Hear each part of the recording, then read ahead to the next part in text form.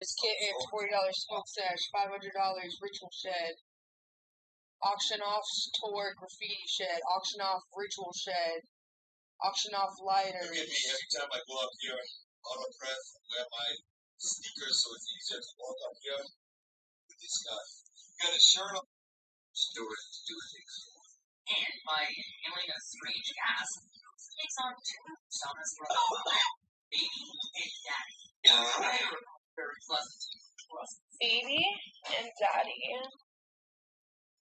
Say that other psychotic out in a and referred to as fascinating as it is fish, that is sins.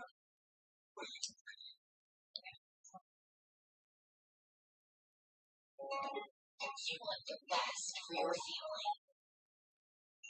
So make your conscious choices this year at Food Lion. Look for guiding stars on our products.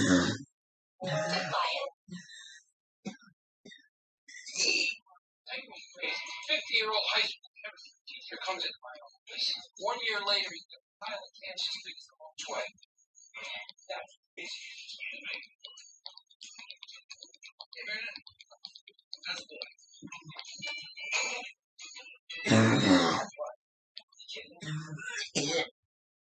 For 10 spot today, we have the Dybbuk box.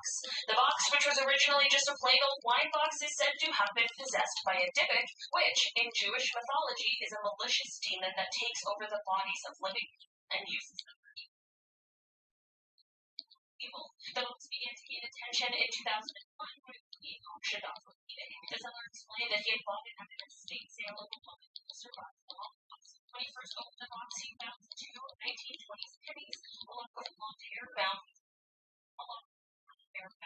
or a small statue engraved with the Hebrew word shalom, a small golden wine goblet, one rosebud, and a single candle holder with 4 octopus-shaped legs. Since he bought the box, he reported that strange things began happening, such as really horrific nightmares for him and anyone who had stayed around or touched the box. And when he gave the box to his mother as a birthday gift, she suffered a stroke the same day. The box ended up in the hands of Zach Fagan, who is a paranormal investigator, and it now resides in his haunted museum. The box also gained even more attention in 2018 when Post Malone touched it, and has apparently been dealing with the repercussions of that ever since. So today we have the Iceman. Okay, this one is not an object because it is rather a mummy who was once a real living person, but I still had to include him on this list today because this story is wild. The mummy of Otzi, who is also referred to as the Iceman, was found in 1991 in the Otsal Alps in Italy. It is believed that Otzi lived around 3000 BCE and his body became mummified and preserved because of the glacier that surrounded him post-mortem. While this is an incredibly interesting discovery, the finding of Otzi may have come in a package with an old curse just waiting to be released.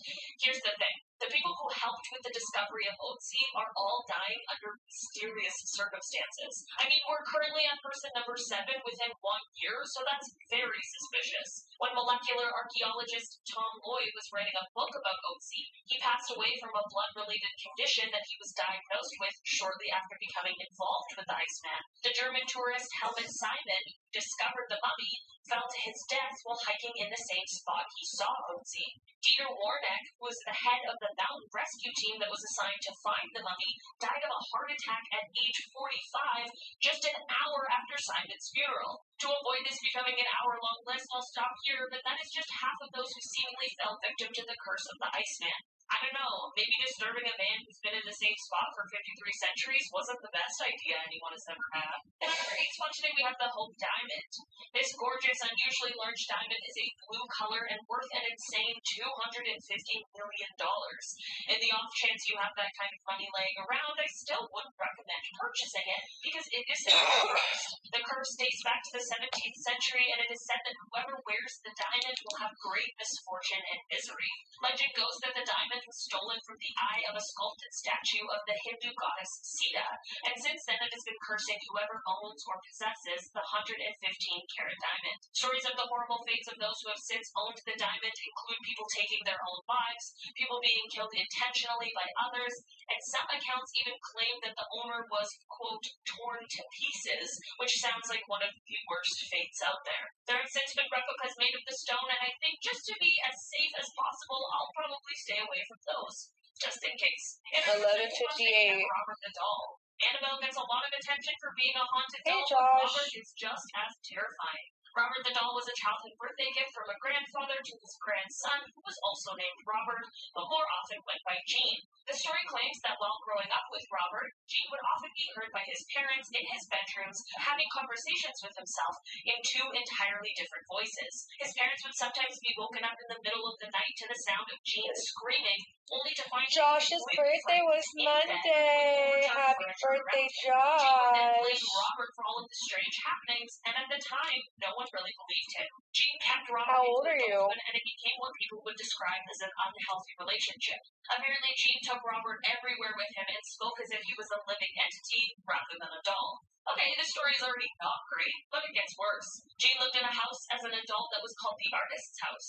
Robert would be left in the upstairs window where children in the area reported seeing the doll disappear and reappear, and they all chose to just stay clear of the house. After Gene passed away in 1974, a woman named Myrtle purchased the house, and apparently Robert as well.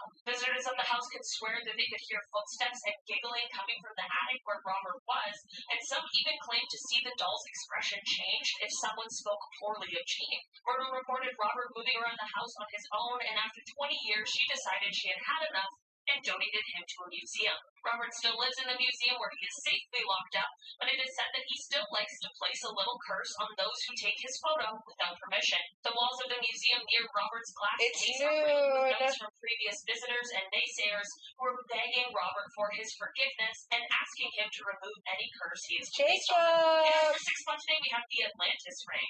The Atlantis ring was originally made of clay, and it was found in 1860 in the Valley of the Kings in a tomb of an Egyptian high priest. New It was then content, passed on to Robert 7:38. Carter, who kept it until he passed away in 1939. The ring was believed to be at least 5,000 years old, and it had geometric symbols carved into it that were unlike anything.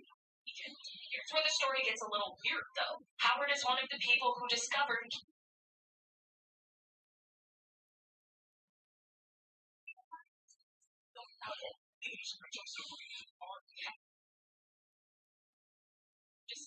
King Tut's tomb, and he would later tell people he was wearing a talisman when the tomb was opened. Also I don't know. known What are as you the having for Atlantis lunch? ring. He claimed that the ring gave him protection, and that just might be true because he is the only member of the team who didn't die a mysterious death after the opening of the tomb. Even those who visited shortly after the opening of the tomb were subject to this curse, with a total of 18 victims in the end. Howard said that the ring is what protected him against whatever evil forces were at play. So I guess maybe the Atlantis ring is more like an anti-cursed object? I Hey, don't know, but what I do Cameron. know is that it is all quite curious.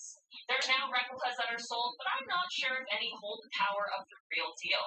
In our 5 spot today, we have Thomas Busby's chair. Thomas was a man who lived in Thurston. Check out my SoundCloud. Check out my A SoundCloud. very nice man, but he really loved his 7:38. chair. I guess we I'm all gonna gotta upload have an something. In explicit 1702, video. he found his father-in-law sitting in it, Check and me he sparked an out. argument Check between me the two. out. The father-in-law threatened to take his daughter back, which, should have never been a threat considering she's a grown woman, but I guess that's what went on in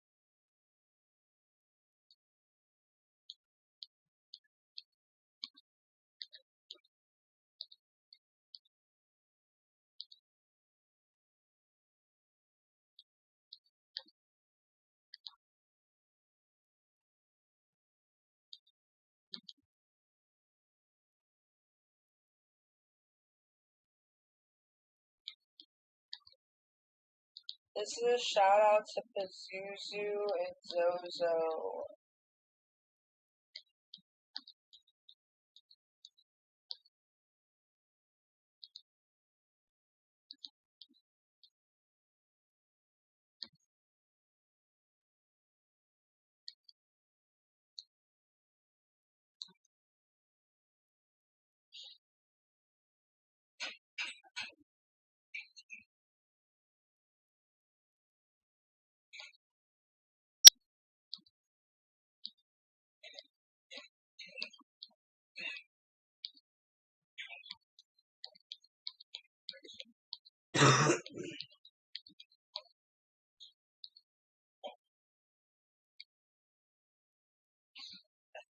An 86 model.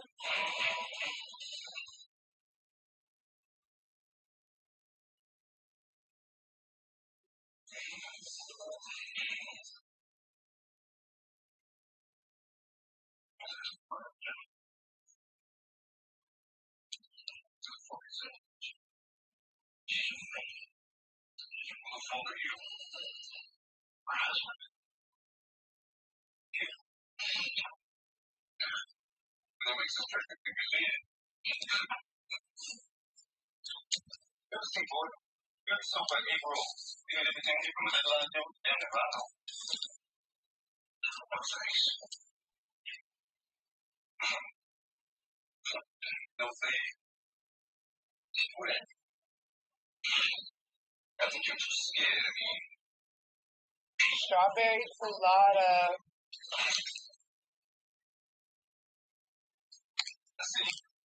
Sit down here, ready to go shit. 1986.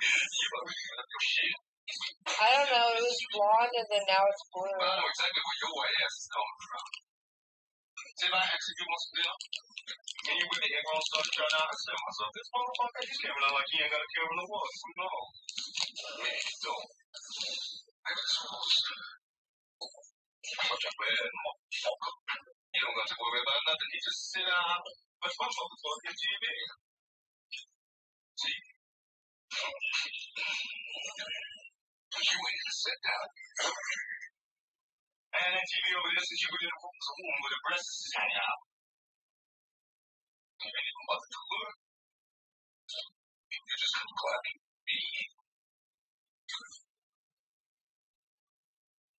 I know I'm pretty. But I ain't pretty. It's a couple of tears. Oh, baby. The chop fits.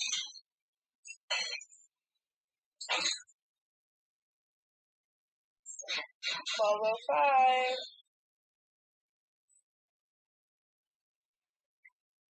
Now you be some not hungry.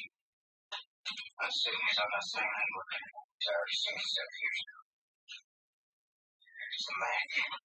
Thanks to Carol Speed and Richard Pryor. I ain't scared, I just don't like you. But I'm right there, so pay up money up. That's what I'm going to do. That's what I'm going to do. Just let out look right there. My peace of mind, my peace of mind is worth that much. One penny more.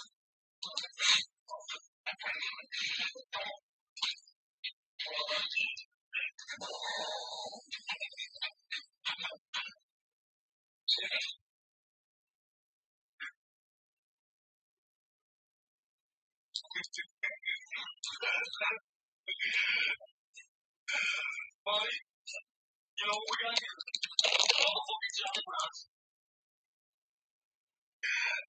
Yes, it is. Johnny.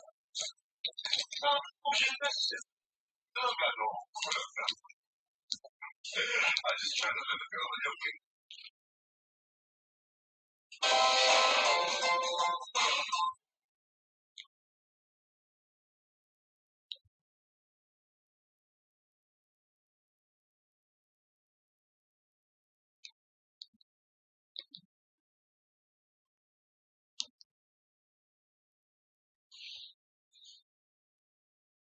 Tastes like lemonade.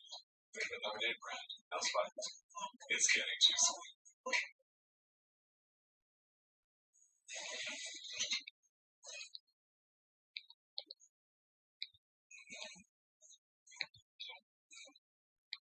Thanks.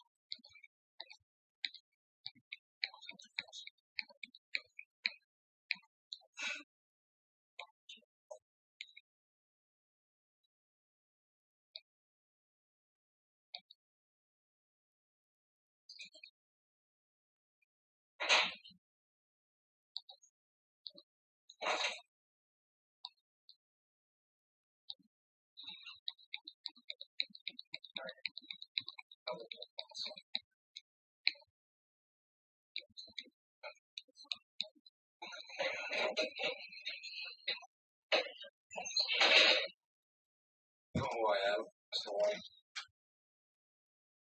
I give up. Oh, yeah. The Antichrist.